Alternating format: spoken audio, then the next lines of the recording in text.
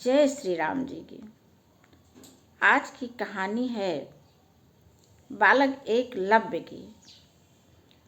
और इस कहानी में दो बड़े संदेश हैं। पहला संदेश है कि किस प्रकार हम लोग बिना किसी साधन के अपने लक्ष्य की प्राप्ति कर सकते हैं। हाँ, ये हम सब के लिए ये कहानी बहुत बड़ा संदेश देने वाली है। जबकि हम अपने मन में आने वाली किसी भी इच्छा का या समय समय पर थोड़े अंतराल पर हम अपनी कई इच्छाओं की पूर्ति बिना किसी साधन के भी कर पाते हैं। इसका तरीका इस कहानी में हम जानेंगे। अक्सर होता क्या है, देखिए कि हम लोग जब भी, जैसे हम ही लोग हैं, अपने बच्चों से कुछ कहते हैं कि यह कर लीजिए, या और किसी को किसी तरह की सलाह सुझाव देते समय उनसे ये कहा जाए कि आप ये काम कर लीजिए, तो उनके पास जवाब क्या होता है, अरे आप अपने जैसा समझती हैं सबको, आपके पास तो ये साधन था तब आपने ऐसा कर लिया, हमारे पास ये समस्या है, ये समस्या है। ऐसी बातों से दूर हो करके अपने लक्ष्य की प्राप्ति करना, आइए हम लोग इस कहानी से सीखते हैं। बने रहिए इस वीडियो में, आपको एक बहुत बड़ा ही चमत्कारिक संदेश मिलेगा। वास्तविकता तो यही है कि हम किसी भी बात पर विश्वास तो करें। चलिए, कहानी शुरू होती है। कहानी महाभारत काल की है। उस समय की है जब गुरु द्रोणाचार्य कौरव और पांडव को धनुर्विद्या सिखा रहे थे। उसी जगह पर एक भील जाति का बालक वो वहाँ पर आता था। दूर से देखता, उसके मन में बड़ी इच्छा होती कि काश मैं भी इन बालकों के साथ में ये धनुर्विद्या सीख पाता। लगातार आता, उसको देख करके ललचाता। भाई, स्वाभाविक सी बात थी। हर बालक जो है अपनी उम्र के बालकों को किसी भी प्रकार का खेल देखते हुए उसके मन में वैसा ही खेल खेलने की इच्छा होती है, या वैसे ही पढ़ने की इच्छा होती है। पढ़ते हुए देख करके, ये तो सत्संग का प्रभाव होता ही है, संगत का असर यही है। संगत उसकी भी वही हुई, एकलव्य की भी। द्रोणाचार्य और उनके शिष्यों के साथ को देख करके बराबर उसके मन में इच्छा होने लगी कि मैं भी धनुर्विद्या सीखूं। एक दिन उसने बड़ी हिम्मत करके कहा कि आज मैं अवश्य ही गुरुदेव से बातें करूंगा। और वह जो है गया उनके सामने, उनके पैरों पर गिर पड़ा, उनसे प्रार्थना किया कि गुरुदेव, मैं भी धनुर्विद्या सीखना चाहता हूँ, मुझे भी आप सिखाइए। गुरुदेव दूरदर्शी थे, बहुत सोच विचार किया तो उन्हें लगा कि नहीं, इसे सिखाना ठीक नहीं है। चलिए, जो है कुछ बताते हैं। उन्होंने बड़ा स्पष्ट सा जवाब दिया कि मैं सिर्फ राजकुमारों को ही यह विद्या सिखा सकता हूँ, सबको नहीं। ऐसा कहा वो बालक बहुत ही निराश हो गया।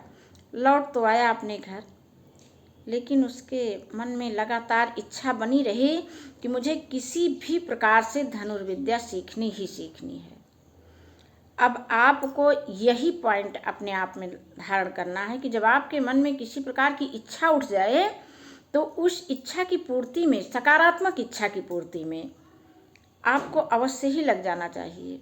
वह सकारात्मक इच्छा नहीं होती है, स्वयं नारायण ही आपके पास आ गए हैं आपकी इच्छाओं को पूरा करने के लिए, जो है आपको साधन देने के लिए। तो इसी तरह से एकलव्य के मन में भी ये बात चल रही थी कि किसी न कैसे मैं सीख सकता हूँ। वो कई रात तक इसका चिंतन करता रहा, उसको नींद नहीं आ रही थी। आखिर में उसके मन में एक विचार आया कि मैं गुरु द्रोणाचार्य की मूर्ति बना करके, उनको गुरु मान करके मैं धनुर्विद्या चलता हूँ, सीखता हूँ। और फिर उसने वही किया। गुरु द्रोणाचार्य की मूर्ति बनाई, पेड़ के नीचे रख करके अनित्य यह सुबह शाम अभ्यास करने लगा। इतना मन से ये अभ्यास करता था, एक जैसे साधना में लग गया। और उसका परिणाम ये हुआ कि ये दिनों दिन धनुर्विद्या में प्रवीण होने लगा।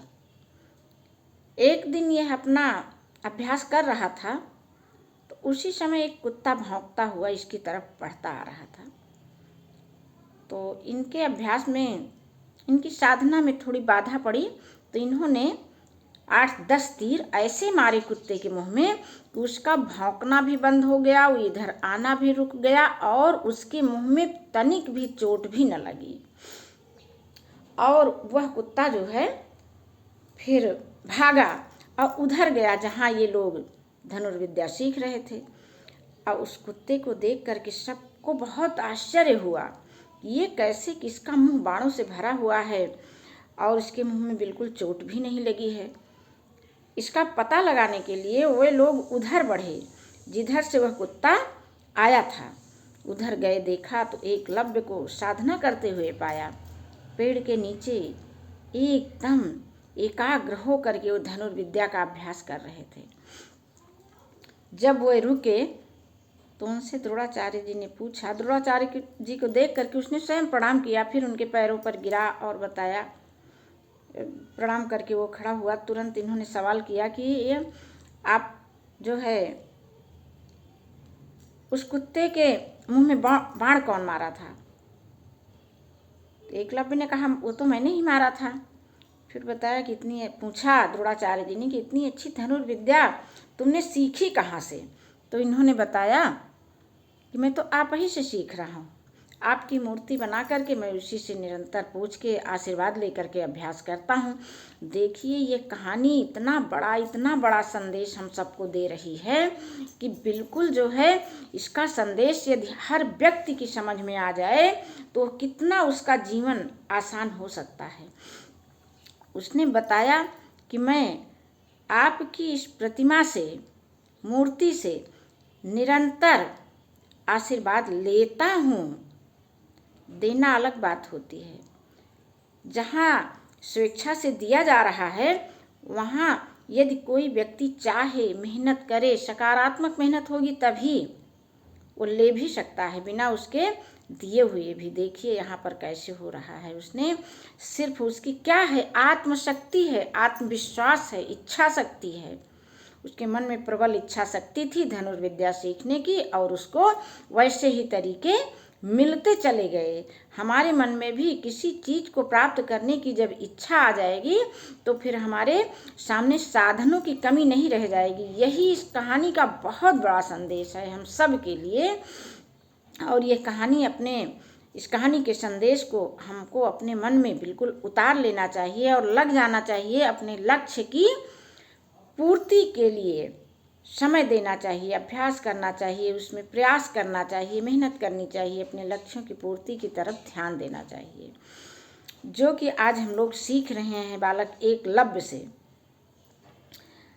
तो द्रोणाचार्य जी को लगा कि ये तो अब यहाँ पर क्या किया जाए, मैंने सिखाया नहीं, इन्होंने तो सीख लिया है धनुर्विद्या। और उनको इस बात की चिंता हुई द्रोणाचार्य जी को कि इसके पास शक्ति तो इतनी अतुलनीय हो गई है धनुर्विद्या वाली, यदि ये कहीं किसी गलत व्यक्ति के साथ में पड़ गया, उसने इसकी शक्ति का उपयोग कर लिया, तब तो बहुत बड़ा संहार भी हो सकता है, इससे जनमानस को हानि पहुंच सकती है। इसलिए उन्होंने एकलव्य से कहा कि आखिर गुरु से आपने धनुर्विद्या तो सीखी है, क्या इन्हें गुरु दक्षिणा भी दोगे? एकदम बहुत ही प्रसन्न चित्त होकर के एकलव्य ने कहा, बिल्कुल मांग लीजिए जो मांगना हो। गुरु द्रोणाचार्य जी ने कहा कि देखो एक चीज़ मैं तुमसे मांगना चाहूँगा कि सीख लो धनुर्विद्या। आप बहुत ही शक्तिशाली हो गए हो, आपको बहुत अच्छी धनुर्विद्या भी आ गई है, लेकिन एक काम करना, कभी किसी युद्ध में योद्धा का साथ मत देना, युद्ध मत करना किसी के साथ में लग करके। तो उस जो कहा जाता है कि उन्होंने अंगूठा मांगा है, वास्तविकता ये है कि उन्होंने अंगूठा नहीं मांगा, उस अंगूठे का प्रयोग किसी गलत काम में करने के लिए एकलव्य को सलाह दी कि कभी जिससे इस अंगूठे का प्रयोग वो गलत न कर पाए। इसलिए उनसे द्रोणाचार्य जी ने एकलव्य से सिर्फ एक वचन लिया था कि किसी गलत कार्य में अपने अंगूठे का प्रयोग मत करना, और वह नतमस्तक हो गया, गुरु के चरणों में गिर गया। गुरु की भक्ति पर वह धन्य धन्य हो गया।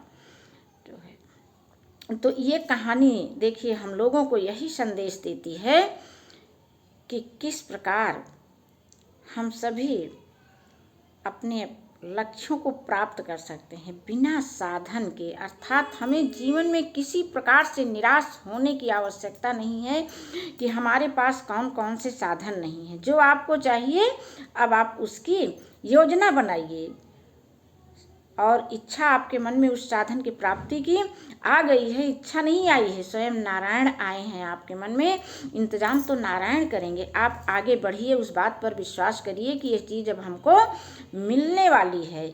ये जो है ये संदेश आपका, ये आकर्षण का सिद्धांत, इसमें बहुत बड़ा आकर्षण का सिद्धांत भरा हुआ है जो आजकल की तमाम विदेशी पुस्तकों में हम लोगों को देखने को मिलता है।